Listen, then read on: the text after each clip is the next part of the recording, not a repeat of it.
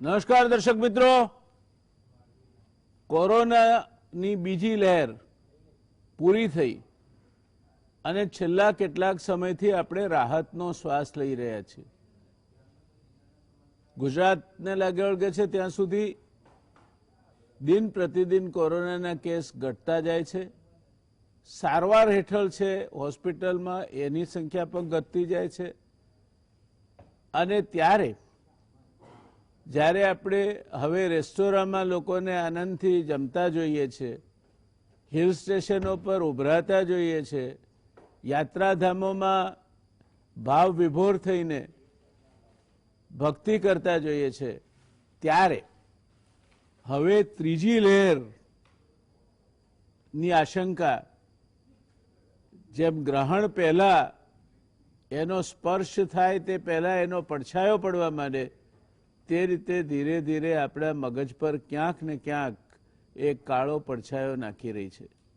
દેશમાં કોરોનાના નવા કેસની સંખ્યા ધીમે ધીમે ઘટી રહી છે. કેરળ જેવા કેટલાક રાજ્યો સિવાય કોરોના નિયંત્રણમાં છે. દેશમાં હાલ દૈનિક નવા 25,000 કેસ નોંધાઈ રહ્યા છે. ગુજરાતમાં 502 દિવસે એક્ટિવ કેસનો આંકડો 175થી પણ નીચે આવી ગયો છે. આ સ્થિતિમાં ઓગસ્ટ સપ્ટેમ્બરમાં કોરોનાની ત્રીજી લહેરની આશંકા જોતા સવાલ ઉઠવા લાગ્યા છે. કોરોનાની બીજી લહેરનું પૂર્વાનુમાન કરનારી સંસ્થા આઈઆઈટી કાનપુરે દાવો કર્યો છે કે હવે દેશમાં ત્રીજી લહેર આવવાની સંભાવના નહીવત છે. આઈઆઈટી કાનપુરના પ્રોફેસર મહેન્દ્ર અગ્રવાલે દાવો કર્યો છે કે અમારી ગણિતિક ફોર્મ્યુલા પ્રમાણે રસીકરણે ત્રીજી લહેરની આશંકા લગભગ ખતમ કરી દીધી છે. જોકે આઈસીએમઆર અને એન્ટાગી સાથે જોડાયેલા વૈજ્ઞાનિકોનું માનવું છે કે ત્રીજી લહેરની આશંકા ત્યારે જ ખતમ થશે જ્યારે આપણે કોવિડ પ્રોટોકોલનું કડક પાલન કરતા હોઈશું. ત્રીજી લહેરમાં બાળકો સંક્રમિત થશે કે નહીં એ મુદ્દે વૈજ્ઞાનિકોનો મત છે કે મોટી ઉંમરના લોકોમાં જેટલું ઝડપથી સંક્રમણ ફેલાય છે તેવું બાળકોમાં ના થઈ શકે. ઉપરાંત એ સંક્રમણ ખતરનાક પણ નહીં હોય. બીજી બાજુ કેન્દ્રીય ગૃહ મંત્રાલયની રાષ્ટ્રીય આપત્તિ વ્યવસ્થાપન સંસ્થા એટલે કે એનઆઈડીએમ દ્વારા રચવામાં આવેલી વિશેષજ્ઞોની સમિતિએ રિપોર્ટ આપ્યો છે કે ઓક્ટોબરમાં કોરોનાની ત્રીજી લહેર ચરમ પર હશે અને આ વખતે મોટાની સાથે બાળકો પણ ઝપટમાં આવશે. જોકે રાહતની વાત એ છે કે ડીએનએ પ્લેટફોર્મ પર ઝાયડસ દ્વારા બનાવેલી 3 ડોઝવાળી ઝાયકોવી ડી રસીને દેશભરમાં 12 થી 18 વર્ષના બાળકો માટે ઉપયોગની મંજૂરી અપાઈ છે. કંપનીનું ઉત્પાદન ઓક્ટોબરમાં 1 કરોડ રસી પ્રતિ મહિના થઈ જશે એટલે એક મોટી રાહત એને કારણે મળવાની સંભાવના છે. પણ દેશમાં આ વયજૂથના 24 કરોડ બાળકો છે એટલે આ ઝડપે ઉત્પાદન રહ્યું તો તમામ બાળકોને રસી આપવામાં 2 વર્ષ થઈ જાય. જોકે કંપનીના કહેવા મુજબ જાન્યુઆરી સુધીમાં 5 કરોડ ડોઝ બનાવાશે. ડીએનએ પ્લેટફોર્મ પર બનેલી આ રસી સંપૂર્ણપણે સુરક્ષિત છે કેમ કે તેમાં વાયરસનો આખો વેક્ટર ઉપયોગમાં લેવાતો નથી, પરંતુ ડીએનએમાં કેટલાક જીનેટિક ફેરફાર કરીને સ્પાઇક પ્રોટીન બનાવવાનો સંદેશો અપાય છે. જેવું સ્પાઇક પ્રોટીન બને તરત જ ઇમ્યુન સિસ્ટમ તેની એન્ટીબોડી તૈયાર કરવા લાગે છે. બીજી એક વાત, બીજી લહેરને કારણે ખૂબ મોટી સંખ્યામાં લોકોને ઇમ્યુનિટી પ્રાપ્ત થઈ હોય તેવું ઇન્ડિયન કાઉન્સિલ ઓફ મેડિકલ રિસર્ચનું કહેવું છે. કાઉન્સિલ દ્વારા ગયા મહિને કરવામાં આવેલા એક અભ્યાસ મુજબ 6 વર્ષથી ઉપરની ઉંમરના 2/3 ભારતીયોને કોરોના વાયરસનો ચેપ લાગી ચૂક્યો છે. આને કારણે પણ ત્રીજી લહેર સામે રક્ષણ મેળવવામાં ઉપયોગી બની શકાશે. અમદાવાદની બીજે મેડિકલ કોલેજની માઇક્રોબાયોલોજી લેબોરેટરીમાં જાન્યુઆરીથી જુલાઈ દરમિયાન દર મહિને કરાતા 16 થી 51,000 સેમ્પલ ટેસ્ટિંગ સામે 91 થી 3700 ટેસ્ટ પોઝિટિવ આવતા હતા. જ્યારે 1 થી 16 ઓગસ્ટ દરમિયાન કરાયેલ 16,000થી વધુ ટેસ્ટિંગમાં માત્ર 2 કેસ પોઝિટિવ આવ્યા છે. રાહતની વાત એ છે કે આ બંને સેમ્પલમાં વાયરલ લોડ નજીવો હતો અને બીજાને સંક્રમિત કરી શકે તેમ નહોતા. હાલમાં ગુજરાત સહિત ઉત્તર પ્રદેશ, દિલ્હી, બિહાર જેવા રાજ્યો તો સંપૂર્ણ સંક્રમણ મુક્ત થવાની તૈયારીમાં છે. જોકે ઓક્ટોબર સુધી દેશમાં દૈનિક કેસની સંખ્યા 15,000ની આસપાસ રહેશે. તેનું કારણ ઈશાની રાજ્યો તેમજ તામિલનાડુ, તેલંગાણા અને કેરળમાં વધતું જતું સંક્રમણ છે. દેશમાં 24 ઓગસ્ટની સ્થિતિએ 45 કરોડથી વધુ લોકોને રસીનો પહેલો ડોઝ, જ્યારે 13 લાખથી વધુને રસીના બંને ડોઝ અપાયા છે. ગુજરાતની વાત કરીએ તો 3.25 કરોડથી વધુ લોકોને પહેલો ડોઝ, જ્યારે 1 કરોડથી વધુને બંને ડોઝ અપાયા છે. સરકાર પાસે કોરોનાની રસીનો પહેલો ડોઝ લીધો હોય પરંતુ બીજો ડોઝ સમયસર ન મળી શક્યો હોય તેવા લોકોની સંખ્યા અંગે કરવામાં આવેલી એક આરટીઆઈના જવાબમાં સ્વાસ્થ્ય મંત્રાલયના કોવિડ-19 વેક્સિન એડમિનિસ્ટ્રેશન સેલે જણાવ્યું છે કે દેશમાં 3.86 કરોડ લોકો નિયત સમયે કોરોના રસીના બીજા ડોઝથી વંચિત રહેવા પામ્યા હતા. રસીના બંને ડોઝ લીધા બાદ પણ આખા ભારતમાં 87,000 નાગરિકોને કોરોનાનો ચેપ લાગ્યો હતો, જેમાંના 46% કેરળના છે. વિશ્વની વાત કરીએ તો ઓસ્ટ્રેલિયામાં 19 મહિના બાદ સૌથી વધુ કેસ નોંધાયા છે. 18 ઓગસ્ટે ત્યાં 747 નવા કેસ નોંધાયા, જેમાં મોટાભાગના દર્દી સિડનીમાં મળ્યા છે, જેના પગલે ત્યાં 30 સપ્ટેમ્બર સુધી લોકડાઉન કરાયું છે. બીજી બાજુ અમેરિકામાં નવા 1.54 લાખ કેસ નોંધાયા, જે 25 જાન્યુઆરી બાદનો સૌથી મોટો આંકડો છે. યુએસમાં છેલ્લા 10 દિવસથી રોજના 1.5 લાખ નવા કેસ અને 600 થી વધુ મોત નોંધાઈ રહ્યા છે. અમેરિકામાં રસીકરણ ઝુંબેશ ચાલુ હોવા છતાં કોરોનાએ ફરી માથું ઉંચક્યું છે. ન્યુઝીલેન્ડમાં 6 મહિના પછી કોરોનાનો એક નવો દર્દી મળ્યા બાદ સમગ્ર દેશમાં 3 દિવસ લોકડાઉન કરી દેવાયું, જે વધુ લંબાવવામાં આવ્યું છે. રશિયામાં કોરોનાના કેસની સંખ્યા ઘટી છે, પણ મરણાંકમાં કોઈ ઘટાડો થઈ રહ્યો નથી. રશિયામાં 21,000 નવા કેસ નોંધાયા, જે સામે 797 જણના મોત થયા હતા. જર્મનીમાં 24 કલાકમાં 8,000 કરતાં વધારે કેસ નોંધાયા હતા, જ્યારે બ્રાઝિલમાં એક જ દિવસમાં કોરોનાના નવા 34,000 જેટલા કેસ અને 870 મૃત્યુ નોંધાયા હતા. કોરોના મરણાંકની રીતે બ્રાઝિલ અમેરિકા પછી વિશ્વમાં બીજા ક્રમે છે. શ્રીલંકામાં 30 ઓગસ્ટ સુધી લોકડાઉન જાહેર કરાયું છે. ઈરાનમાં પણ કોરોનાની પ્રચંડ લહેર ચાલી રહી છે અને દર 2 મિનિટે એક વ્યક્તિનું મોત થઈ રહ્યું છે.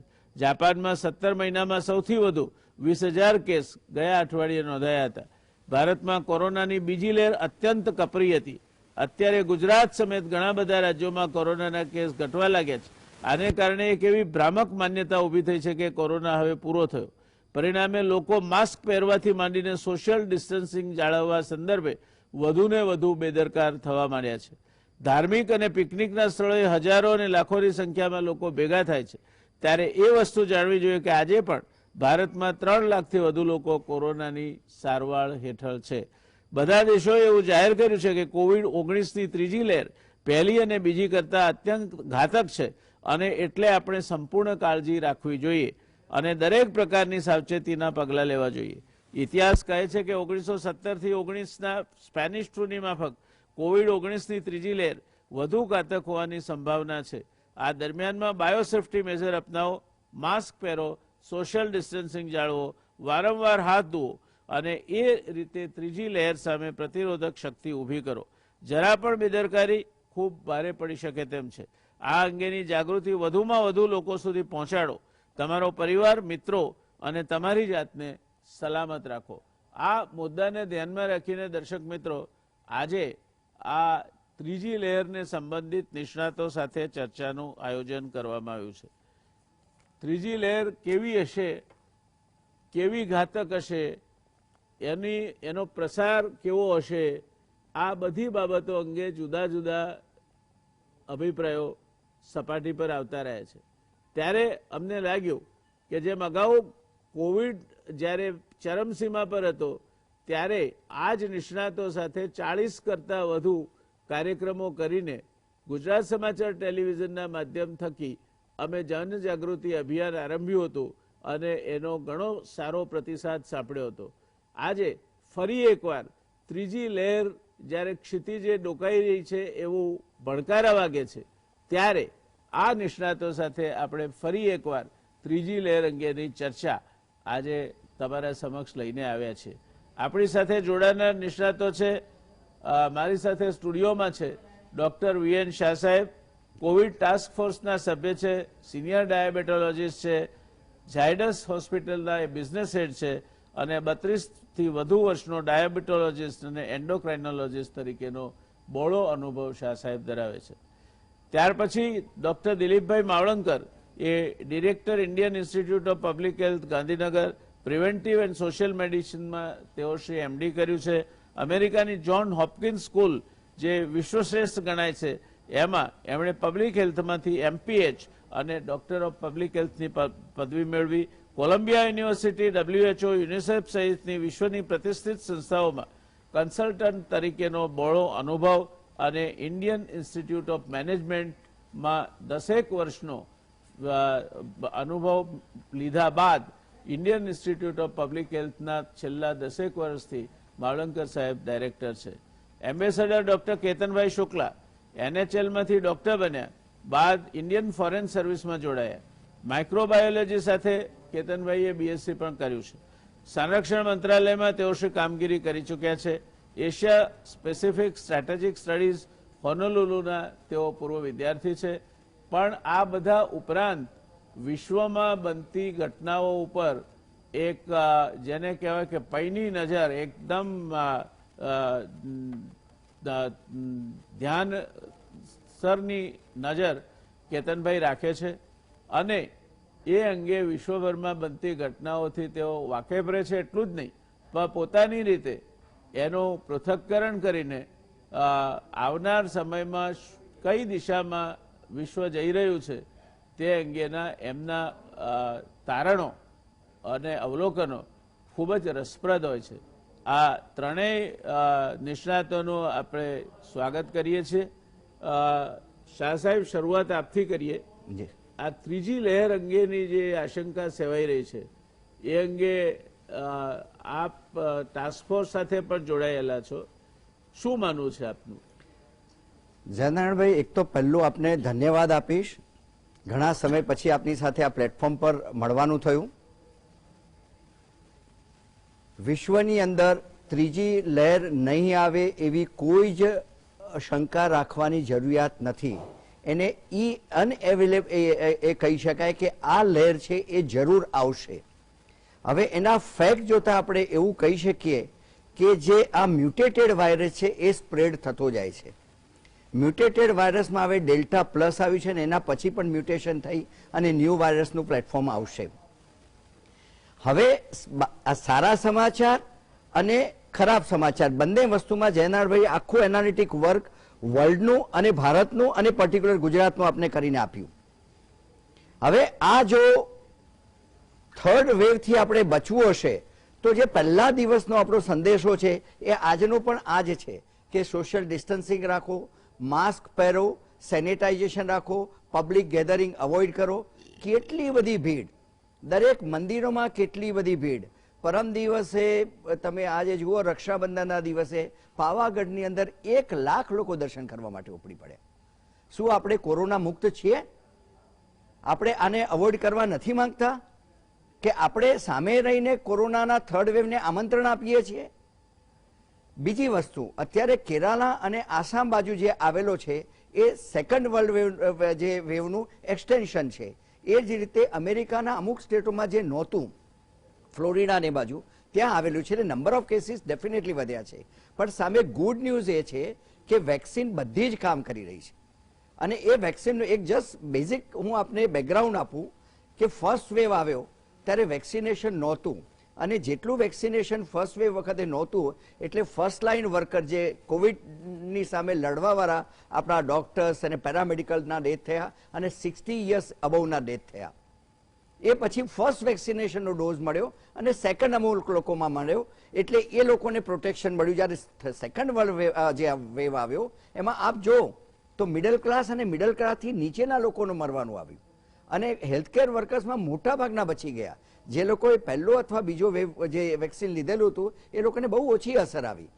હવે જે ત્રીજી જયનારાયણભાઈએ બેકગ્રાઉન્ડ મૂક્યું કે થર્ડ વેવ એ બાળકોને અને એટલીસ્ટ નીચલી વેવના લોકોને આવવાની સંભાવના ઘણી બધી છે. પણ એમાં કેટલી એની મોર્ટાલિટી રહેશે અને સિવિયરિટી રહેશે એ ક્વેશ્ચન માર્ક છે. પણ બીજા હમણાં દિલીપભાઈ સાથે બી મારે મહિના પહેલા વાત થયેલી હતી કે જે સીરો સર્વેનો રિપોર્ટ આવેલો છે. સીરો સર્વે એવું બતાવે છે કે એ અને આ વખતે સેમ્પલ સાઇઝ બહુ મોટી હતી તો એની અંદર જે 4 રાજ્યો આવ્યા એમાં મધ્યપ્રદેશ પહેલું, જેમાં લગભગ 80% સીરો સર્વે પોઝિટિવિટી આવી. બીજા નંબરનું રાજસ્થાન આવ્યું, ત્રીજું બિહાર આવ્યું અને ચોથું ગુજરાત. આપણું 75% પ્લસ સીરો સર્વેમાં પોઝિટિવિટી આવી. આ એક ગુડ ન્યૂઝ એવા છે કે આપણા ત્યાં કોવિડનો થર્ડ વેવ આવશે પણ આપણને સિવિયરિટીથી બચાવશે. બીજા ગુડ ન્યૂઝ એ છે કે અત્યારે ગુજરાતની અંદર 6 કરોડમાંથી 4 કરોડની એટલીસ્ટ વેક્સિનેશન પોપ્યુલેશન નજીકમાં આપણે પહોંચી ગયા છે. એટલે મોટાભાગે એટલીસ્ટ 60% લોકોનું પોપ્યુલેશન વેક્સિનેશનથી કવર થશે. થર્ડ વેવ આવવાની સંભાવના છે એ લગભગ ઓક્ટોબર નવેમ્બરમાં આવવાની સંભાવના છે. એ દરમિયાનમાં વધારે જો પોપ્યુલેશન આ વેક્સિનેશનની અંદર કવર થશે તો આ થર્ડ વેવ આવશે, પણ નહીવત જસ્ટ લાઈક એ ફ્લૂ આવીને જતો રહેશે. એટલે અંતે મેસેજ તો આ છે કે હજી પણ કોવિડ ગયો નથી, 2022 સુધી જવાનો નથી. એટલે આપણે જે બાયોલોજીકલ સાહેબે કહ્યું એ વેપન્સ આપણા વાપરવાના છે. આપણે સોશિયલ ડિસ્ટન્સિંગ સાચવવાનું છે, ગ્રાન્ડ ગેધરિંગ બંધ કરવાનું છે, દર્શન ઘરે બેસીને પણ થઈ શકે, એટલીસ્ટ મિત્રોને ફોન પર પણ વાત થઈ શકે, અને ગેધરિંગ અવોઇડ કરવું જોઈએ, અને એસએમએસના મેસેજનું પાલન કરવું જોઈએ. જી ધન્યવાદ શાહ સાહેબ. માવલંકર સાહેબ, આપની પાસે આવવા માંગીશ. કાનપુર આઈઆઈટીના પ્રોફેસર મહેન્દ્ર અગ્રવાલે એવો દાવો કર્યો છે કે એમના મેથેમેટિકલ મોડેલ એટલે કે ગણિતિક ફોર્મ્યુલા પ્રમાણે ત્રીજી લહેરની આશંકા લગભગ ખતમ થઈ ગઈ છે, જ્યારે national institute of disaster management જે ગૃહ વિભાગ સાથે કામ કરે છે એની વિશેષજ્ઞોની સમિતિએ એમ કહ્યું છે કે ઓક્ટોબરમાં કોરોનાની ત્રીજી લહેર ચરમસીમા પર હશે. આ વખતે મોટાની સાથે બાળકો પણ ઝપટમાં આવશે. તો આ બે વિરોધાભાસી અભિપ્રાયો વચ્ચે આપનો શું અભિપ્રાય છે? નારાયણભાઈ, સૌથી પ્રથમ તો ઘણા વખત પછી આની વાત આપણે કરી રહ્યા છીએ. સાથે સાથે આ જે 2-3 વેવ જે કંઈ કહો, કારણ કે અમદાવાદ અને ગુજરાતમાં તો 3 વેવ પણ ગણી શકાય. દિવાળી વખતે બીજી વેવ આવી, ત્રીજી વેવ એપ્રિલ મે માં આવી. એટલે હવે આગળ વેવ આવશે કે નહીં એ કહેવા માટે એ ખાસ વિચારવું જોઈએ કે ભારતને પહેલા પણ કહ્યું હતું કે ભારતનો આપણે જે સરવાળો કરીને બતાવીએ છીએ કે ભારતમાં આટલા કેસ છે, ખરેખર રાજ્યોમાં કેવી પરિસ્થિતિ છે તે જોવું જોઈએ. એક બાજુ છે કેરળા, જ્યાં 20,000ની આસપાસ, 3 કરોડની વસ્તીમાં 20,000ની આસપાસ કેસ આવી રહ્યા છે, જ્યારે બીજી બાજુ સાહેબે કહ્યું એ પ્રમાણે રાજસ્થાન, ગુજરાત, મધ્યપ્રદેશ, બિહાર એમાં 20ની આસપાસ કેસ આવે, 20થી 50ની આસપાસ કેસ આવી રહ્યા છે. એટલે દરેક જગ્યાએ જુદા જુદા લેવલનું ટ્રાન્સમિશન ચાલુ છે. હું તો કદાચ એવું વિચારતો તો, તમને કદાચ યાદ હશે, જે વખતે સ્મોલ પોક્સ ઇરેડિકેટ થવા આવ્યું હતું તે વખતે સરકારે એવી સ્કીમ બહાર પાડી હતી કે સ્મોલ પોક્સનો એક કેસ શોધી લાવો અને 100 રૂપિયા ઇનામ લઈ જાઓ. પછી વધતું $1,000 થયું અને છેલ્લે તો WHO $1,000નું ઇનામ આપ્યું હતું સ્મોલ પોક્સ માટે. એવી રીતે ગુજરાત જેવા જે રાજ્યો છે કે જેમાં 20ની આસપાસ કેસ આવી ગયા છે, છતાંય બધું ખુલ્લું છે. એજ્યુકેશનલ શાળાઓ, કોલેજો સિવાય લગભગ મોટા ભાગના કામ ધંધા, બજારો, મંદિરો વગેરે ખુલ્લા છે. ઓફકોર્સ સોશિયલ ડિસ્ટન્સિંગની આપણે વાત કરીએ છીએ અને પાળવાનો પ્રયાસ પણ કરીએ છીએ, પણ છતાંય આટલું બધું ખુલી ગયા પછી પણ જો આખા ગુજરાતમાં 20 કેસ જ આવતા હોય તો એનો અર્થ એક એવો થાય. અને WHOની ICMRના ડેટા પણ છે કે ઝીરો સર્વેલન્સ પ્રમાણે 70-75% ગુજરાતીઓમાં એન્ટીબોડી જોવા મળ્યા છે. એ સાથે મને એક નવાઈ પણ લાગે છે કે આ બધા જ નિષ્ણાતોએ કોઈ જગ્યાએ સેલ્યુલર ઇમ્યુનિટી કેટલી છે એ માપવાનો પ્રયત્ન નથી કર્યો અને એનો ઉલ્લેખ પણ નથી કર્યો કે જાણે ફક્ત એન્ટીબોડી એક જ વસ્તુ છે કે જેનાથી ઇમ્યુનિટી મળે છે. એ મારું તો માનવું છે કે આ જે એન્ટીબોડીના એસ્ટિમેટ્સ આવ્યા છે એની ઉપરાંત 5થી 10થી 15% સુધીમાં સેલ્યુલર ઇમ્યુનિટીને લીધે પણ રોગ ન થાય એવી પૂરેપૂરી શક્યતા છે. એટલે જે રાજ્યોમાં 75%ની વધારે, 75% વધારે જૂન એન્ડમાં એન્ટીબોડી આવેલા હતા, એ જોતા મોટા ભાગના ભારતના પ્રાંતોમાં ત્રીજી વેવ આવવાની શક્યતા મને દેખાતી નથી. અમુક રાજ્યો એવા છે કે કેરળા છે અને ઉત્તર પૂર્વના રાજ્યો છે, એમાં પહેલા બીજી વેવમાં ઓછા કેસ થયા હતા, એન્ટીબોડી 44% હતી. બીજા નોર્થ ઇસ્ટમાં પણ અમુક જગ્યાએ ઓછી હતી. તો એવી જગ્યાએ આ કેસો થવાની શક્યતા છે. એ સાથે સાથે અમદાવાદ મ્યુનિસિપલ કોર્પોરેશને જે સર્વે કર્યો હતો કે જે બહુ સારું કહેવાય, ICMR ના સર્વે આપણે તમે જુઓ તો એના ગુજરાતના ડેટા પ્રમાણે 1500 ની આસપાસ સેમ્પલ લીધા હતા આખા ગુજરાતમાં, જેની પરથી આપણે આ 75% આંકડો કાઢ્યો છે, એટલે બહુ નાનો સેમ્પલ સર્વે કહેવાય. અમદાવાદ મ્યુનિસિપલ કોર્પોરેશન 5000 જણનો સેમ્પલ સર્વે ખાલી અમદાવાદમાં કર્યો, એમાં 82% એન્ટીબોડી મળ્યા છે. એટલે અમદાવાદમાં તો કોઈ શક્યતા મને નથી લાગતી. એક જ એમાં આપણે પ્રોવિઝિયો અથવા અપવાદ મૂકી શકાય કે જો નવું કોઈ એવું વાયરસનું વેરિએશન આવે કે જેને આ ઇમ્યુનિટી જે છે રસીકરણની અને નેચરલ રોગ થયાની એને જો તોડી શકે એવું કોઈ નવું વેરિયન્ટ આવે તો ચોક્કસ પ્રમાણે કેસ વધવાની શક્યતા રહે છે. અને જો આપણે બીએન શાહ સાહેબે કહ્યું એ પ્રમાણે SMS ના નિયમોનું પાલન ન કરીએ તો આપણે ત્રીજી વેવને આમંત્રણ આપી શકીએ જો કોઈ નવું વેરિયન્ટ આવે.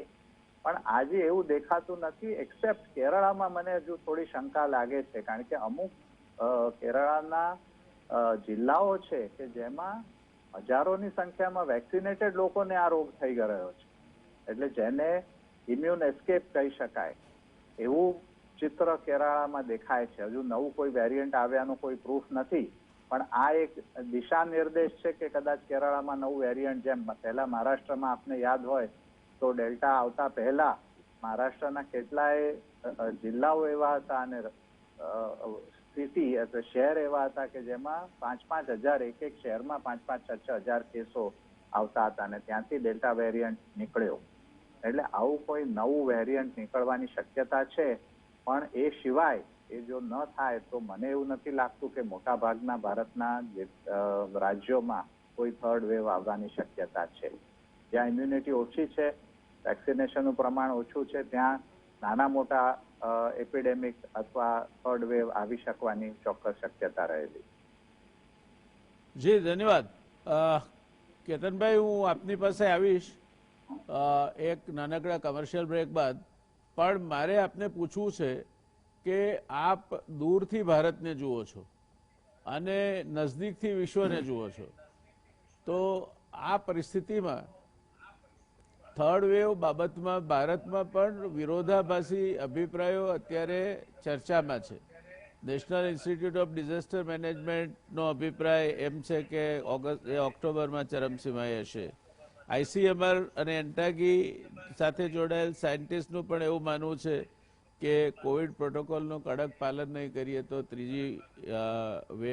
ત્રીજી લહેર આપણને કનડશે.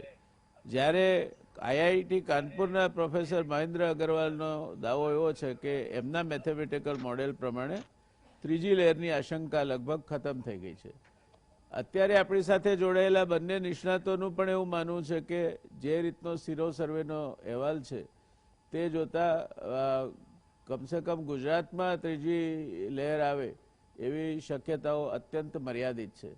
તો આ બાબતે વૈશ્વિક સંદર્ભમાં આપને શું કહેવું છે અને રસીકરણ કેટલા અંશે, કારણ કે હવે અમેરિકામાં પણ બુસ્ટર ડોઝ આપવાની વાત ચાલુ થઈ છે, તો રસીકરણ કેટલા અંશે કામ કરશે, કેટલા અંશે કામ નહીં કરે, આ પ્રશ્ન મેં આપને પૂછી લીધો.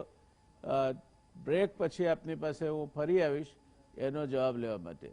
દર્શક મિત્રો, રોકાઈશું એક નાનકડા કમર્શિયલ બ્રેક માટે અને ત્યાર પછી આ ત્રીજી લહેર અંગેની ચર્ચા આગળ ચાલુ રહે. દર્શક મિત્રો, કોરોનાની ત્રીજી લહેર ઉપરની ચર્ચા આગળ વધારતા આપણે ડોક્ટર કેતનભાઈ પાસે જઈશું.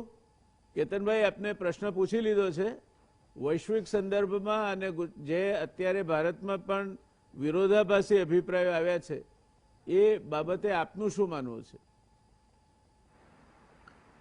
આમાં એવું છે કે આપણે અમેરિકા કે ઇઝરાયલમાં જોઈએ કે જ્યાં વેક્સિનેશન 50%થી ઉપર અને ઇઝરાયલમાં 78% થઈ ગયું હતું.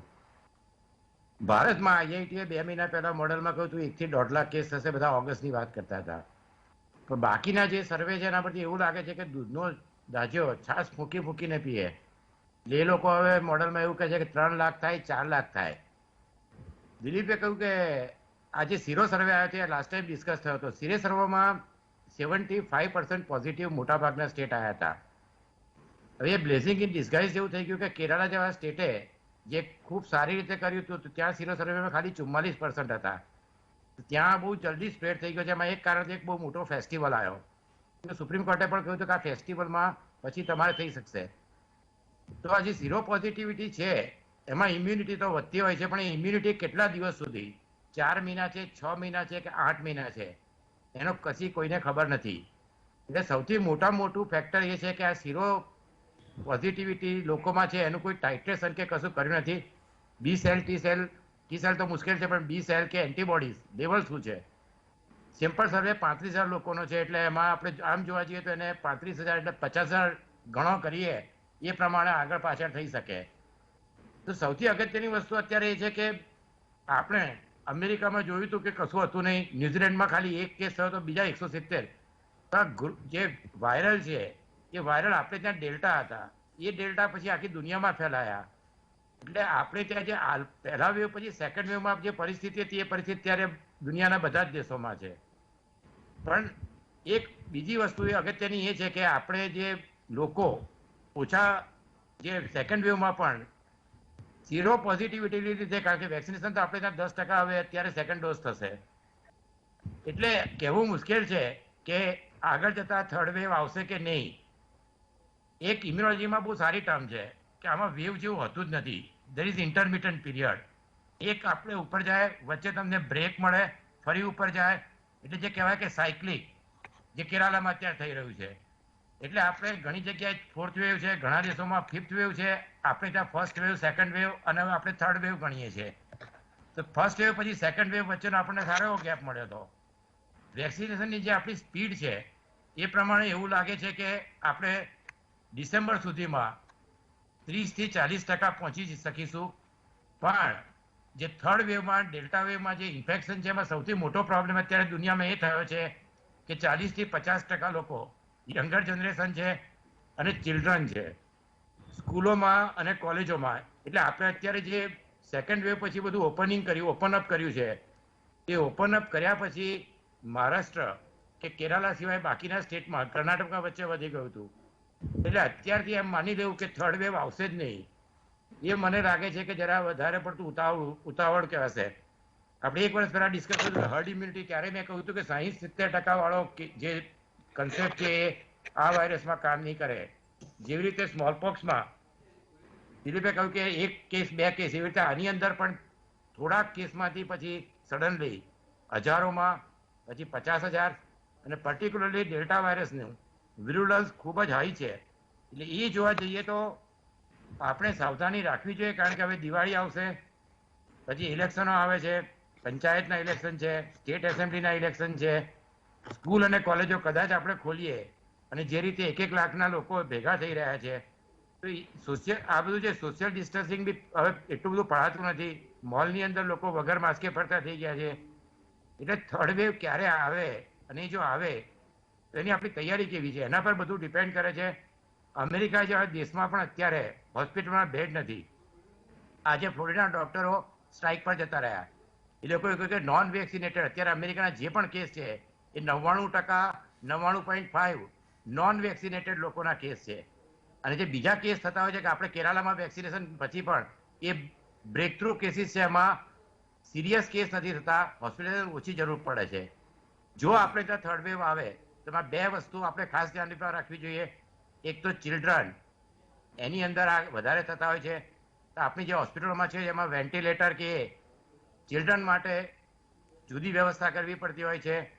એ સિવાય વેક્સિનેશનનો જે રેટ છે, સારું છે કે ઝાયડસનું વેક્સિન આવ્યું છે, તો સરકારે એ કરવું જોઈએ કે ઝાયડસ વેક્સિન 12 થી 18 માટે એક સેપરેટ કરીને એમને આપવાનું શરૂ કરી દેવું જોઈએ, જેથી એક આખું એ જે એજ ગ્રુપ છે, કારણ કે આપણે અત્યાર સુધી જે ગણ્યું છે એ બધું કેલ્ક્યુલેશન 18 થી ઉપરનાનું ગણ્યું છે. પણ હવે અમેરિકામાં 12 થી 18માં મારા ખ્યાલથી 50% લોકોએ ફર્સ્ટ ડોઝ લીધો છે, અને હવે 5 થી 12ની વાત કરે છે. તો પણ ત્યાંના એપિડેમિયોલોજીસ્ટ માને છે કે આવતા સ્પ્રિંગ સુધી અમેરિકામાં નોર્મલાઇઝેશન થવાના ચાન્સીસ ઓછા છે.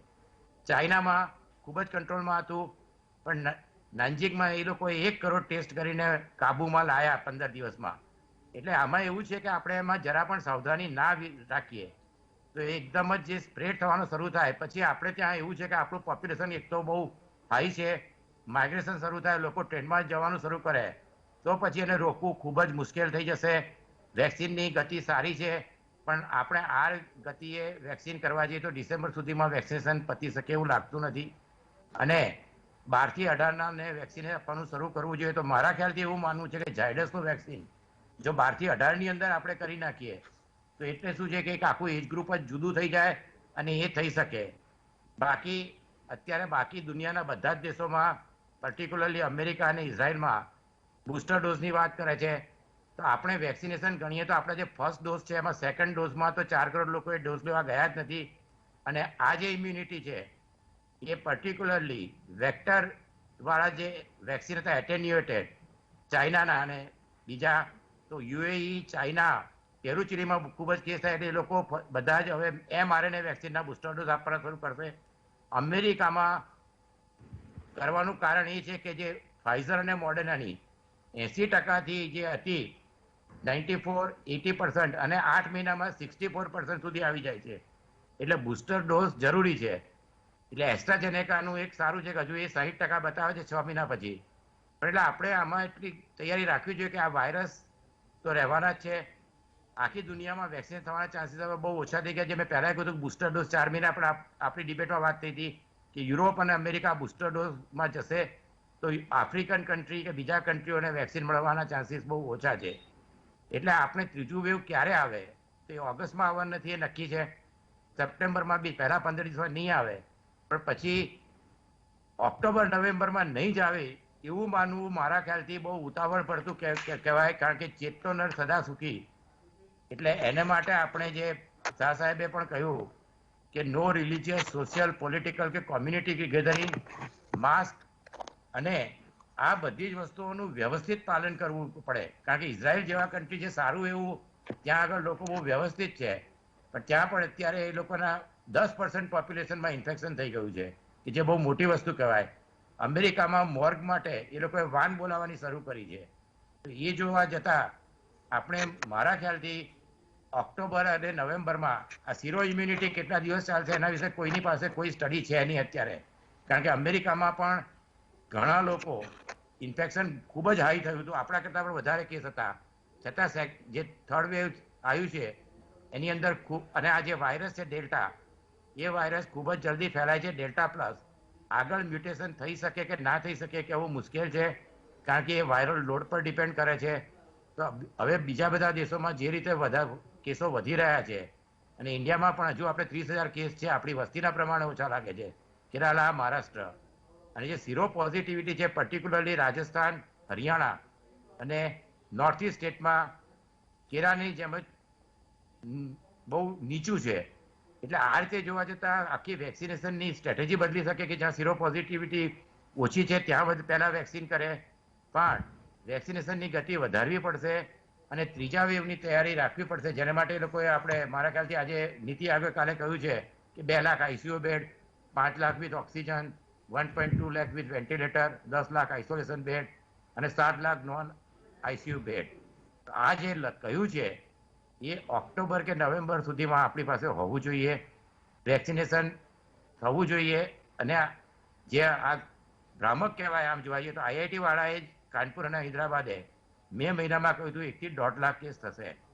હવે નવો જે સ્ટડી કરે છે એ સ્ટડી મારા ખ્યાલથી અત્યારના એના પરથી તમે જો પ્રોજેક્શન કરો તો એ નહીવત આવે, પણ એવી રીતે પ્રોજેક્શન કરવું એ મને લાગે છે કે થોડું જરા કન્ફ્યુઝિંગ છે.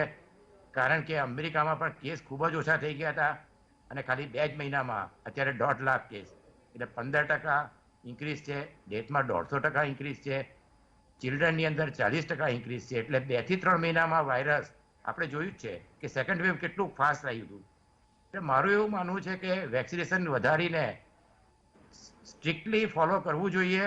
અને એ બધા માટે જ ટીવી, પર્ટિક્યુલરલી મીડિયા અને સોશિયલ જે કહેવાય કે એનજીઓ અને સરકારનો પણ મેસેજ આ વખતે સારો મેસેજ છે કે મેં કહ્યું દૂધનો દાજો છાશ મૂકીને પીએ કે ત્રીજું વેવ આવશે અને 6 લાખ કેસ થશે, 4 લાખ કેસ થશે, 3 પ્રોજેક્શન કર્યા છે. તો મારા ખ્યાલથી લોકો આ વસ્તુ ગંભીરતાથી લેવી જોઈએ. કારણ કે બધા જ કન્ટ્રી, યુરોપમાં જર્મની જેવા કન્ટ્રી જ્યાં માસ્કનું પાલન કરતા હતા, પણ આ ડેલ્ટા વેરિયન્ટને લીધે આપણે ડેલ્ટાનું ઇન્ફેક્શન વધારે હતું, પણ ડેટા પ્લસ શું કરશે એ હજુ ખબર નથી. પર્ટિક્યુલરલી જીનોમ મેપિંગ આપણે ત્યાં બહુ ઓછું થાય છે. એટલે એવું કેવું કે કોઈ વાયરસ આવશે જ નહીં નવું, એ બી બહુ વધારે પડતું, કારણ કે કાપા આવી ગયું છે. એટલે મને તો લાગે છે કે આ વાયરસ આખી ગ્રીક આલ્ફાબેટ જેટા સુધી પૂરી કરશે 1.5 વર્ષમાં, એવું મારું માનવું છે. એટલે આપણે જે કહેવાય કે ચેતતો નર સદા સુખી, કે દુનિયામાં અત્યારે આપણે પહેલા સેકન્ડ વેવમાં આખી દુનિયામાંથી કશું શીખ્યા નહીં બહુ, એટલે થર્ડ વેવમાં અત્યારે દુનિયાની જે પરિસ્થિતિ છે એ પરથી આપણે ધ્યાન રાખવું જોઈએ. અને આ જે મેસેજ છે દિવાળી પર્ટિક્યુલરલી, અને બીજા આગળ જતા ટ્રાવેલિંગ પણ ઓછું કરી નાખવું જોઈએ. એટલે જે કહેવાય કે ફ્લૂ જેવું છે એવું મારું માનવું છે. ટ્રમ્પે એકવાર કહ્યું હતું કે ફ્લૂ જેવું છે, પણ આ ત્રીજું વેવ આવશે તો પણ એ ઓછું હોઈ શકશે, પણ એ ગંભીર તો હશે જ. જી જય નારાયણભાઈ. ધન્યવાદ. દર્શક મિત્રો, ત્રણેય નિષ્ણાતો એક વાતમાં સંમત છે, અને એ વાત છે કે plan for the worst and think of the best. તમે બેજવાબદારી ભરી રીતે નથી વર્તી શકતા. માસ્કને બાજુ પર મૂકવાનો સમય અત્યારે નથી, આવનાર સમયમાં પણ નહીં હોય. સોશિયલ ડિસ્ટન્સિંગ પાળવું પડશે. સરકાર ભાવનાઓને લક્ષમાં રાખીને ભલે કૃષ્ણ જન્મ ઉજવવા માટે 1 વાગ્યા સુધી કર્ફ્યુ લંબાવે, ગણેશોત્સવના દિવસોમાં 12 વાગ્યા સુધી કર્ફ્યુ લંબાવે, સારી વાત છે, પણ બધી જ બાબતો સરકાર પર આધારિત રહીને નહીં ચાલી શકાય.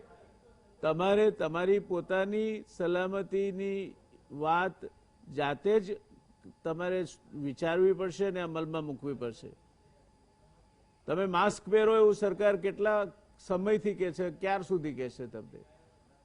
તમે સોશિયલ ડિસ્ટન્સિંગ જાળવો, તમે હાથ વારંવાર ધોવો. સરકાર આ બધું કયા કરશે, પાળવાનું આપણે છે, અને એ જવાબદારીનું જો આપણે વહન નહીં કરીએ તો આવનાર સમય કપરો હશે, એ બાબતમાં કોઈ શંકા નથી. અને એ ન થાય માટે આપણે જાતે જ પગમાં કાંટો વાગે તો જોડા પહેરવા પડશે. ધરતીને ચામડે મળવાની ચિંતા કરવાની આપણે જરૂર નથી. સરકાર સરકારનું કામ કરશે, આપણે આપણી જવાબદારી નિભાવવાની છે, અને એ જવાબદારી જ છેવટે તમને તારશે જો એને સારી રીતે નિભાવશો તો. સાહેબ, આ વેક્સિનેશનની જ્યાં સુધી વાત છે ત્યાં સુધી 2 ડોઝ અપાવ્યા હોય એવું તો માત્ર મને લાગે છે કે 10%થી થોડું વધારે વેક્સિનેશન થયું છે. એટલે એ પરિસ્થિતિમાં જે રક્ષણ મળવું જોઈએ તે રક્ષણ ખૂબ ઓછા લોકોને મળે. અને જે સિરો સર્વેના પરિણામો પર ચાલીએ તો એ તો સેમ્પલ સાઇઝ એક તો ખૂબ નાની છે, અને વળી પાછું જો મ્યુટેશન થાય તો એ આ જે રોગ પ્રતિરોધક શક્તિ ઊભી થઈ છે તે અને વેક્સિનના કારણે ઊભી થનાર રોગ પ્રતિરોધક શક્તિને ગાંઠશે કે કેમ? શું માનવું છે આપનું? આ વસ્તુને આપણે 2 એંગલથી જોવી પડશે. અનફોર્ચ્યુનેટ પાર્ટ છે કે વેક્સિનેશનનું જે પોપ્યુલેશન છે એ આજની તારીખ સુધીમાં 50 કરોડ પ્લસ પહોંચ્યું છે, જેમાં ફર્સ્ટ ડોઝ થયો, અને સેકન્ડ ડોઝ તો એટલીસ્ટ 10 કરોડ સુધી પહોંચ્યા. એ જ રીતે ગુજરાતમાં 3.5 લાખ અને પ્લસ 1 કરોડ જે છે એ લોકો સેકન્ડ ડોઝ. એટલે સાવધાનીની પૂર્ણ રીતે જરૂરિયાત છે. એ ડૉક્ટર કેતનભાઈએ પણ એ વાત કરી, દિલીપભાઈ આપ પણ આ જ વાત કરી રહ્યા છો કે સાવધાનીની પૂર્ણ રીતે જરૂરિયાત છે. મેં આપણે કહ્યું કે થર્ડ વેવ એ અનએવિટેબલ છે, આવવાનો જ છે. એ કયા એંગલથી આવશે, કેટલી સિવિયરિટીથી આવશે, એનાથી બચવું હશે તો વેક્સિનેશન એ અર્લીએસ્ટ પોસિબલ વેવ છે. ગવર્મેન્ટ ઓફ ઇન્ડિયાએ પણ હવે પોતે સારા સ્ટેપ લીધા છે. ફાઇઝરની વેક્સિન, મોડર્નાની vaccine, now Johnson and Johnson single dose vaccine available થઈ છે. ફોર્ચ્યુનેટલી ઝાયકોવિડ આવી છે, અને within at least 3 to 4 months or 5 months આપણને લગભગ 5 કરોડ વેક્સિનના ડોઝ મળશે. જે કેતનભાઈએ કહ્યું એ પણ હું મારું માનવું છે કે ગવર્મેન્ટે પોલિસી ડિસિઝન લઈ અને એટલીસ્ટ 12 થી 18 વર્ષની વયના બાળકોને ઝાયકોવિડથી એને કવર કરી અને વેક્સિન આપવું જોઈએ. આ એક પહેલ થયો. બીજો જે છે એ આ સેકન્ડ વેવ એટલો ખતરનાક આવ્યો આપણા ભારતમાં કે જે આપણો સિરિયર સર્વેની વાત છે ને એમાં ક્યાંક દમ છે, ભલે સ્મોલ સાઇઝ છે. ગામડાઓમાં આપણે જોયું કે ગંગા અને યમુનામાં લાશોની લાશો થડી છે. લોકો ગામડાઓની અંદર ડેડ બોડી તળાવની પારો ઉપર મૂકીને જતા રહ્યા છે. એટલા બધા ડેથ થયા છે. એટલે જેટલા ઓફિશિયલી નોટિસ થયા છે એના કરતાં અનનોટિસ, એટલે it is the tip of the iceberg. બાકીના નાના નાના ગામડામાં એટલા લોકો મરી ગયા છે અને એટલા પોઝિટિવ એમાં થયા હશે કે જેના કારણે એને આ જે કહી શકાય હર્ડ ઇમ્યુનિટી ટાઈપનું થોડું ડેવલપ થયું, જેના કારણે આ સીરો સર્વે આવ્યો. હવે આ હર્ડ ઇમ્યુનિટી કેટલો ટાઈમ, હવે દાય કે કેતનભાઈએ કહ્યું કે આ હર્ડ ઇમ્યુનિટી કહેવાય કે ન કહેવાય અને કેટલો સમય રહેશે આનું, 2 મહિના, 4 મહિના, 8 મહિના. સો સિમિલરલી વેક્સિન બાબતમાં પણ આ છે કે આ વેક્સિન ક્યાં સુધી પ્રોટેક્શન 2 ડોઝનું મળશે. હવે નાવ જે આખો જે ડેવલપ કન્ટ્રીઝ બધા છે, now they are telling about the booster dose. હવે જે આ બુસ્ટર ડોઝ આપવા જઈશું તો what is about the developing country અને બિલો ડેવલપ કન્ટ્રીઝ?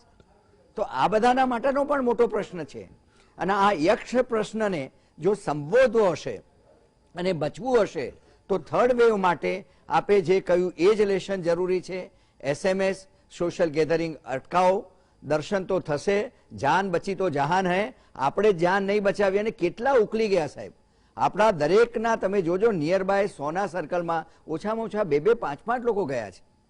અને એ પછી જો આપણે ન ચેતીએ તો આપણે તો નગુણા કહેવાઈએ સાહેબ. અને જાગવું જરૂરી છે. અને આ જગાડવા માટે જયનારાયણભાઈ આપે અભિયાન ચલાવ્યો છે. આપે કહ્યું કે આવા 40 પ્રોગ્રામ અને ઘણા બધા પ્રોગ્રામમાં અમારી આ ટીમ ત્રિપુટિયા હાજર રહી છે. અને અગેઇન નમ્ર અપીલ કરીએ છીએ કે એટલીસ્ટ આ કોરોના ગયો નથી, જવાનો નથી અને આપણે 22 સુધી છોડવાનો નથી. 22નું ડિસેમ્બર અત્યારે કેલ્ક્યુલેટ કરો, કેમ કે જે કહ્યું એ સ્પાર્કલિંગ એક મોડલ આવ્યા કરશે, એક પાઇક થશે. અને પ્લસ આમાંથી હજી પણ મ્યુટેશનનું ડેલ્ટા પ્લસ, ડેલ્ટા આગળનું, even lambda virus is awaiting. So plenty of now mutated virus are going to come. એટલે આ બધા જ મ્યુટેશનથી રોકવું હશે તો આપણી જાતને આપણે જ બતાવવી પડશે. જેમ જયનારાયણભાઈએ વાત કરી કે ગવર્મેન્ટ એના સ્ટેપ લેશે, પણ આપણે આપણી જાતને બચાવીને જો રાખીશું તો કોવિડથી બચી શકીશું. જી માવળંકર સાહેબ, એક વાત ગર્ભિત રીતે ઉલ્લેખ થયો કે જે ઓફિશિયલ ફિગર છે મૃત્યુનો એ 5 લાખથી નીચે છે, પણ નિષ્ણાતોએ ઘણા લોકોએ જે આકલન કર્યું છે એ મૃત્યુનો આંકડો 50 લાખથી ઉપર છે. અને કદાચ એના કારણે જ આજે આપણે આ જે હર્ડ ઇમ્યુનિટી કે જે કંઈ કરીએ એ માં આપણે આગળ નીકળ્યા છીએ. તો આ મૃત્યુઆંક બાબતમાં આપને શું લાગે છે? નિષ્ણાતો 50 લાખ કે છે, સરકારી આંકડો 5 લાખથી નીચે કે છે, તો કયો સાચો માનો? મુશ્કેલ પ્રશ્ન છે. આપણે ત્યાં મૃત્યુનું આપણે કહીએ અને કોઝ ઓફ ડેથ એનાલિસિસ એટલે મૃત્યુનું કારણ ઉપર કોઈ જ જાતનું વ્યવસ્થિત ધ્યાન નથી અપાયું.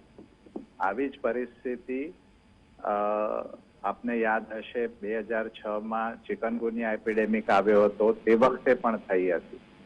ઘણા બધા લોકો એના ભોગ બન્યા, પણ જે ઓફિશિયલ આંકડાઓમાં અને ઇવન WHO એ કહ્યું કે ચિકનગુનિયાથી કોઈ મરતું નથી. એટલે જ્યાં સુધી આપણે મૃત્યુના આંકડાની સિસ્ટમ સુધારીશું નહીં ત્યાં સુધી આવા તર્ક વિતર્ક અને વિસંગતતાઓ દેખાયા કરશે. હવે આ બધી વીતી ગયેલી વાત છે, પણ એક રસ્તો છે આમાંથી ખરું સત્ય લગભગ શોધવાનો. અને કેટલા વધારાના મૃત્યુ થયા, કોવિડથી થયા કે બીજા કોઈ કારણ, એ એક બીજો પ્રશ્ન રહે છે. આપણે 2021નું વસ્તી ગણતરી સેન્સસ પોસ્ટપોન રાખેલું છે. દર 10 વર્ષે વસ્તી ગણતરી થતી હોય છે. 2011માં થઈ, 21માં થવી જોઈએ, એ કોવિડને લીધે થઈ નહીં. કદાચ 22માં જો આપણે કરીએ કે 23માં કરીએ તો એ એક બહુ સારો આપણને અવસર છે કે દરેક ઘરમાં વસ્તી ગણતરી વખતે લોકો જતા હોય છે ને સામાન્ય રીતે ગયા 1 વર્ષમાં કેટલા લોકો મરી ગયા આ ઘરમાં, કુટુંબમાં, એની પણ ગણતરી થતી હોય છે. એ આપણે વધારીને 2 વર્ષની કદાચ કરવી પડે તો આપણને એક્ઝેક્ટલી ખબર પડશે કે ભારતમાં છેલ્લા 2 વર્ષમાં કેટલા લોકો મરી ગયા. અને એની કમ્પેરિઝન આપણે કરીએ, દર વર્ષે લગભગ 90 લાખ મૃત્યુ બધા જ કારણોથી થતા હોય છે, તો એનાથી કેટલા વધારે મરી ગયા એ જો આંકડો બહાર આવે વસ્તી ગણતરી વખતે તો આપણને ચોક્કસ ખબર પડે કે ઘણા બધા કેટલા મૃત્યુ વધારાના થયા. હવે વધારાના મૃત્યુમાં બે કારણ હોઈ શકે, એક તો કોવિડ અને કોવિડને સંલગ્ન કોમ્પ્લિકેશન. ઘણા લોકો કહે છે કે કોવિડ નહીં પણ કોમોર્બિડિટીથી મરી ગયા. એવું નથી હોતું. જે રોગ પહેલા શરૂ થાય, કારણ કે આમે હૃદય રોગમાંથી જે મરી જાય છે એને બી ઘણાને ડાયાબિટીસ હોય છે, બ્લડ પ્રેશર હોય છે, બીજા રોગો કોમોર્બિડિટી હોય છે જ, પણ એને છેલ્લે જેને લીધે એનું એવું વિષ ચક્ર શરૂ થયું કે બચી ન શક્યો, એ કારણ અંડરલાઈંગ કોઝ ઓફ ડેથ કે છે. એટલે આપણે આ કોઝ ઓફ ડેથ એનાલિસિસ કરવાની WHO ની પદ્ધતિ છે, ગવર્મેન્ટ ઓફ ઇન્ડિયાની પદ્ધતિ છે, પણ આપણે મેડિકલ કોલેજોમાં શીખવાડતા નથી વ્યવસ્થિત રીતે. એટલે આપણના ડોક્ટરોને પણ ખબર નથી. આ જે મુદ્દો નીકળ્યો કે ઓક્સિજનથી કેટલા મરી ગયા, ઓક્સિજન ન મળવાથી વગેરે, એના આંકડા માટે પણ ICD-10 કોડમાં એનું પ્રોવિઝન છે. Y66 અને Z75 એવા બે કોડ છે કે એનો અર્થ એવો છે કે જેને મળવાની જે સારવાર જોઈતી હતી એ ન મળી, એને લીધે એ લોકો મરી ગયા. એટલે એ કોડિંગ એને એ રીતનું જુદું કર્યું હોય તો આપણને ખબર પડે કે ભાઈ આ કોવિડ તો થયો તો, પણ એને ઓક્સિજન ન મળ્યો, એને લીધે એનું છેલ્લે મૃત્યુ થયું. તો આ જે બારીકાઈ છે કે કોઝ ઓફ ડેથ નું એનાલિસિસ, એનું ICD કોડિંગ, એ પદ્ધતિ આપણે જો સુધારીશું તો આપણને ચોક્કસ એના આંકડા મળી રહેશે. એ ઉપરાંત એ પણ કહેવાની જરૂરિયાત છે કે જે સીરો સર્વેલન્સ માંથી આંકડા આવ્યા છે કે 66-67% લોકોને આ રોગનો ચેપ લાગ્યો છે, એ તમે અંદાજ કાઢો અને એની સામે ભારતમાં રિપોર્ટેડ કેસ કેટલા થયા એ કાઢો, તો એ વચ્ચે લગભગ 50 થી 100 ગણો અને અમુક રાજ્યોમાં તો 150 ગણો ડિફરન્સ છે. એટલે જેટલો એક કેસ પકડાયો તો એની સામે 150 કેસ કાં તો એને કોઈ સિમ્ટમ નહોતું, કોઈ લક્ષણ નહોતું એટલે પકડાયો નહીં, અથવા ટેસ્ટ ન થયો તો બહુ માઇલ્ડ સિમ્ટમ હતા. એટલે આ રોગ એટલા ઝડપથી ફેલાયો છે કે જ્યાં એક કેસ પકડાયો તેની સામે 20, 25, 50 અને 150 સુધી કેસો આપણે પકડી નથી શક્યા. એટલે આપણને ઘણી રીતે ઇમ્યુનિટી એનાથી વધી છે. એટલે એ પણ સમજવાની જરૂર છે કે વધારે ને વધારે આ ઇમ્યુનિટીના સર્વે થવા જોઈએ. આપણે મેથેમેટિકલ મોડેલિંગની વાત કર્યા કરીએ છીએ, પણ ઘણી રીતે ઇમ્યુનિટીના સર્વે થઈ શકે. ફોર એક્ઝામ્પલ, મેં એક એવું સજેશન આપ્યું હતું કે આપણે ત્યાં જે બ્લડ ડોનર્સ આવે છે, રોજ લોકો રક્તદાન રેડક્રોસમાં અને બીજી હોસ્પિટલમાં કરવા જાય છે, એનો એક નમૂનો લઈને આપણે એને ઇમ્યુનિટી માપી લઈએ તો આપણને ખબર પડે કે રક્તદાતાઓમાં કેટલી ઇમ્યુનિટી છે. રોજના આંકડા મળતા થાય. આ વસ્તુ આપણે HIV માં કરેલી હતી. એવી રીતે પ્રેગ્નન્ટ બહેનો જે તપાસ માટે જાય છે એના આપણે લોહીના નમૂના લઈએ છીએ બ્લડ ગ્રુપ માટે, હિમોગ્લોબિન માટે, એની સાથે એની તપાસ થાય તો એમાં ખબર પડે. બીજી અમુક ઘણા બધા ટેસ્ટ ડાયાબિટીસ માટે અને બીજા બધા માટે આપણે લોહી લઈએ છીએ, એમાંથી એક સેમ્પલ લઈને રેગ્યુલર બેસિસ પર આપણે જો સીરો સર્વેલન્સ કરીએ તો આપણને ખબર પડે કે કેટલામાં ઇમ્યુનિટી છે. કારણ કે આપણે વેક્સિન કર્યા કરીએ છીએ, પણ મને એઝ અ એપિડેમિયોલોજીસ્ટ ઘણીવાર એવો વિચાર આવે કે અમદાવાદમાં જો 82% ને ઇમ્યુનિટી હોય તો તમે વેક્સિન આપીને એમાં શું વધારો કરી લેવાના છો? કદાચ એ પહેલો ડોઝ લેતા હોય તો એને બીજા ડોઝ જેવી અસર થશે. પણ જ્યાં ઇમ્યુનિટી ઓછી છે, જેમ કેરળામાં કહ્યું, વચ્ચે મેં એવું પણ આર્ગ્યુ કર્યું હતું કે આપણે દર મહિને 10 થી 15 કરોડ ડોઝ આપે છે, તૈયાર થાય છે, તો એમાંથી 2-3 કરોડ ડોઝ કેરળાને જ આપી દો કે બધા લોકોને મૂકી દે, એક મહિનામાં બધાને કેરળામાં પહેલો ડોઝ મળી જાય, કોઈ બાકી ના રહે, તો અડધા કેસ આપણે ત્યાંથી ઓછા થઈ જાય. બીજા મહારાષ્ટ્રમાંથી એવા 5 રાજ્યો છે કે જેમાં સૌથી વધારે આપણે ડોઝ આપીએ, જ્યાં ટ્રાન્સમિશન વધારે છે ત્યાં ડોઝ વધારે આપીએ. આપણે શું કરીએ છીએ કે બધા આખા દેશમાં ડોઝ ફેલાવતા જઈએ છીએ. પ્રાયોરિટાઇઝેશન નથી થતું. હા, એ પ્રાયોરિટાઇઝેશન માટે પણ ટેકનિકલ કમિટી હોવી જોઈએ, એનું પણ મોડેલિંગ કરવું જોઈએ કે ભાઈ કઈ રીતે કરીએ તો સૌથી વધારે, જેમ યુદ્ધમાં પણ લશ્કર વિચારતું હોય છે કે કઈ જગ્યાએ હુમલો કરવો, કઈ જગ્યાએ પીછેહટ કરવી, કઈ જગ્યાએથી એર એટેક કરવો અને કઈ જગ્યાએથી નેવલ એટેક કરવો. ઓકે માવળકર સાહેબ, મારે I will have to move on for a very short question to Ketanbhai because we are running out of time. Ketanbhai, નીતિ આયોગે પીક 5 લાખ લોકોને ત્રીજી લહેરથી અસર થશે એવી ગણતરી બહાર પાડી છે. તો આ એક જ દેશમાં જુદી જુદી સંસ્થાઓ જુદા જુદા પ્રકારના આકલન કરે એક સામાન્ય વ્યવસ્થાના ભાગરૂપે કેમ નહીં થતો હોય? કારણ કે સામાન્ય નાગરિક તો આનાથી કાં તો ભયભીત થાય છે, કાં તો ભયમુક્ત થઈ જાય છે. જો કોરોનાની લહેર આવવાની નથી એવું આઈઆઈટી કાનપુર વાળા પ્રોફેસર મહેન્દ્ર અગ્રવાલને માનીએ તો ભયમુક્ત થઈ ગયા, અને જો નીતિ આયોગને માનીએ 5 લાખનું પીક પહોંચશે તો ભયભીત થઈને આપણે રોજ જીવવાનું.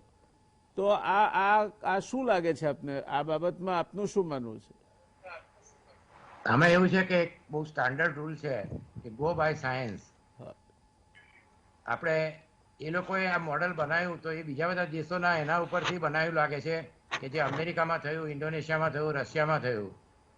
કારણ કે ઇન્ફેક્શન તો અમેરિકામાં પણ આપણી જેમ પર્સન્ટેજ વાઇઝ જોવા જઈએ તો 50% ઉપરના લોકોને થયું હશે, પણ એ જે ઇન્ફેક્શનની જે ઇમ્યુનિટી છે એ એટલી બધી નથી, એટલે નોન વેક્સિનેટેડ જે હતા એમાં અત્યારે 99.99% છે.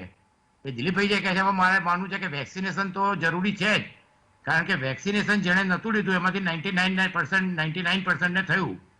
એટલે આ જે મોડેલ એ લોકોએ બનાવ્યું છે એમાં મને એવું લાગે છે કે જે વેક્સિન કેટલા લોકોને મળશે એમની એ લોકો પાસે માહિતી છે, અને આ સીરો પોઝિટિવિટી છે એનો કેટલા 6 થી 8 મહિના, વેક્સિનથી ઓછું જ ગણી શકાય એટલે 6 મહિના, અને પછી પહેલા ડોઝ વાળાના 8 મહિના કે 10 મહિના.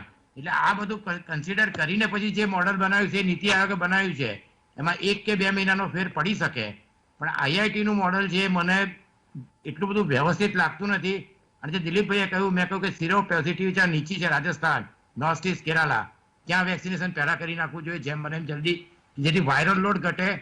એટલે આ જે મોડેલ છે એનું કારણ એ છે કે અત્યારે બીજા બધા દેશોમાં પણ આવી રીતના જ મોડેલ બન્યા હતા કે હવે વેવ નહીં આવે, 60% કંટ્રોલમાં આવી જશે, 80% આવી જશે. હવે ડોક્ટર ફાઉચી જેવો એપિડેમિક કહે છે કે આવતા વર્ષે સ્પ્રિંગ પહેલા તો અમેરિકામાં 90% વેક્સિનેશને પણ કંટ્રોલમાં આવવાની શક્યતા ઓછી છે. એટલે આ વખતે સેકન્ડ વેવની ભૂલ કર્યા વગર થર્ડ વેવમાં મારા ખ્યાલથી સરકાર થોડી વધારે સાવચેત રહીને, જે કહેવાય કે ફૂંકીને પગલાં ભરે છે એટલે એ વધારે હશે. પણ આઈઆઈટીનું મોડેલ છે મને લાગે છે કે આઈઆઈટીને કદાચ પહેલી વાર થોડો શોક મળશે, કારણ કે પહેલા બે મોડેલમાં એમના બહુ સારા પ્રિડિક્શન હતા, એટલે વોશિંગ્ટન મોડેલની જોડે જતા હતા. હવે આ વખતે જોઈએ, હોપ ફોર ધ બેસ્ટ, એમનું મોડેલ સાચું પડે તો આપણે આનંદની વાત છે. પણ એને લીધે જે સાવચેતી છે કે માસ્ક, સેનિટાઇઝેશન, સોશિયલ ડિસ્ટન્સિંગ, એ તો મારા ખ્યાલથી આવતા વર્ષ સુધી રાખવું જ પડશે જ્યાં સુધી કોરોના મુક્ત ના થઈએ. ધન્યવાદ. શાહ સાહેબ, છેલ્લો 1 જ મિનિટમાં આપની પાસેથી જવાબ મેળવવા માંગીશ કે જે રીતની છૂટછાટ અપાઈ છે ને, આપણામાં શિસ્ત નામની વસ્તુ તો છે જ નહીં. એટલે ગણેશોત્સવમાં છૂટછાટ અપાઈ, કૃષ્ણ જન્મોત્સવમાં છૂટછાટ અપાવી, પછી દિવાળી આવશે એટલે છૂટછાટ અપાશે. તો આ છૂટછાટોનો કેટલી અસર પડશે આજે આવનાર સમયમાં જે આ ત્રીજી લહેર આવવાની શક્યતા છે એમાં? અત્યારે તો બહુ ઉદારતાથી આપણે છૂટછાટો મેળવીએ છીએ, અને આપણો ધાર્મિક જે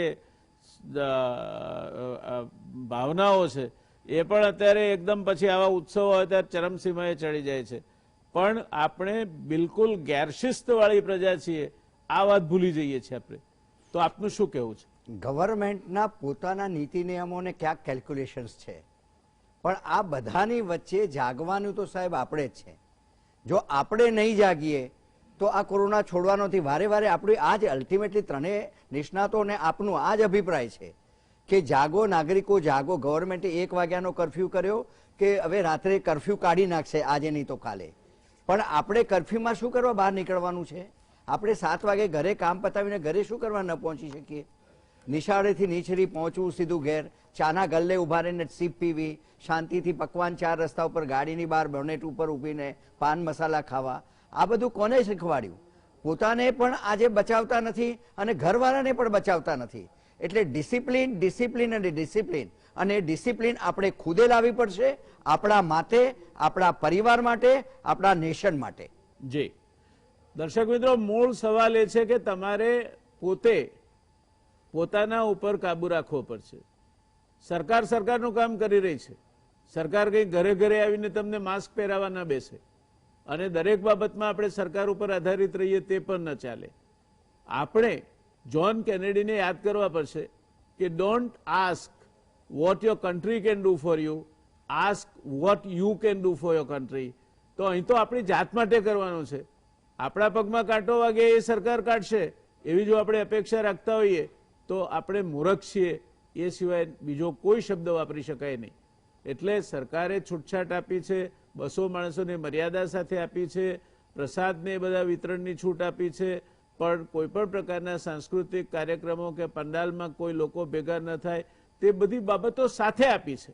હવે જો આપણે સ્વૈર વિહારી બની જઈએ અને સરકારે જે છૂટછાટો આપીને એક પ્રકારની ઉદારતા દાખવી છે એનો દુરુપયોગ કરીએ તો મને લાગે છે કે આપણા જેવો સમાજ વિરોધી બીજું કોઈ જ નથી. એટલે we must behave with discipline. આપણે શિસ્તબદ્ધ વર્તવું જોઈએ. જે સરકારે છૂટછાટ જે શરતોને આધીન આપી છે તેનું ચુસ્તપણે પાલન કરવું જોઈએ અને એ પાલન કરીને આપણે આપણો નાગરિક ધર્મ બજાવવો જોઈએ. ડેમોક્રેસી કેનોટ બીકમ એ પાસપોર્ટ ટુ મિસબિહેવ. તમને લોકશાહી છે એટલે મનમાની કરવાની છૂટ છે એવું ન બની શકે. સરકાર સરકારનું કામ કરે છે, કરશે, પણ આપણે આપણું કામ નહીં કરીએ તો બધું જ સરકાર આપણા માટે કરશે એ માનવાની મૂર્ખતા આપણે ન કરીએ. બીજું વેવ આપણે જોયું છે, ત્રીજી લહેર નાની આવે કે મોટી એની ઘાતકતા વધારે હશે એ વાત પણ ખ્યાલમાં રાખીએ. બાળકોને જ્યારે રસી મળતી થાય ત્યારે અચૂક રસી અપાવી દઈએ. આ મુદ્દાને ધ્યાનમાં રાખીને જો માસ્ક પહેરીશું, સોશિયલ ડિસ્ટન્સિંગ પાળીશું અને સાથોસાથ સેનિટેશન એટલે કે વારંવાર હાથ ધોવા અને એ રીતે આપણી જાતને જાળવવાની વાત કરીશું તો ત્રીજી લહેર આવશે અને જશે.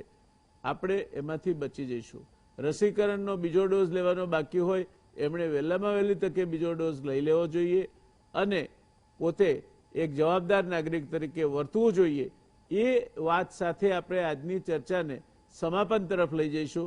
આશા રાખીએ ત્રીજી લહેર હળવી આવે, પણ એ હળવી નહીં આવે એમ માનીને આપણે આયોજન કરીએ, કારણ કે આ કોરોના સામેનું યુદ્ધ છે જેમાં આપણો દુશ્મન એ માયાવી છે. આ વાત આપણે હંમેશા ખ્યાલમાં રાખવી જોઈએ. એ સંદેશ સાથે આપણે આજની ચર્ચાને પૂર્ણાહુતિ તરફ લઈ જઈશું. ધન્યવાદ અમારી સાથે જોડાવા માટે. ત્રણેય નિષ્ણાત પેનલ જેણે બીજી લહેર વખતે પણ સતત પોતાના અનુભવનો અને જ્ઞાનનો લાભ ગુજરાત સમાચાર ટેલિવિઝનના માધ્યમ થકી દર્શકોને વહેંચ્યો છે, ગુજરાતને વહેંચ્યો છે. એ ત્રણેય નિષ્ણાતોનો ડૉક્ટર વીએન શાહ સાહેબ, ડૉક્ટર માવલકર સાહેબ અને ડૉક્ટર કેતનભાઈ શુક્લાનો તહે દિલથી આભાર માની આપણે આજની ચર્ચાને પૂરી કરીશું. મળીશું આવતીકાલે એક નવા વિષય સાથે. ધન્યવાદ. શુભરાત્રી.